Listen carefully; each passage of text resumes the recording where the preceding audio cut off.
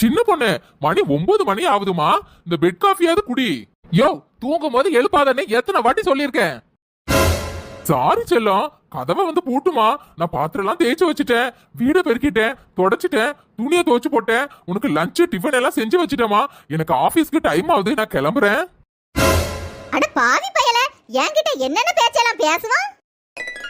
ஏல, துணி காலையிலே மாடியில போட்டேம்ல, வெயிலே கடந்தா உண்ணுக்காம போயிரும். போய் எடுத்துட்டு வந்து அம்மாக்கு ஒரு டம்ளர் காபி போட்டுதாயா, ரொம்ப தலை வலிக்குது.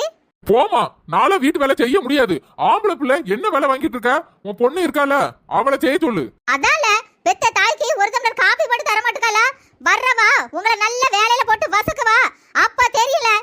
ஏமா, பொண்டாட்டி வந்தாலும் நாளை வீட்டு வேலை எல்லாம் செஞ்சு கொடுக்க மாட்டேமா. அவ தான் எல்லா வேலையும் செய்யணும்.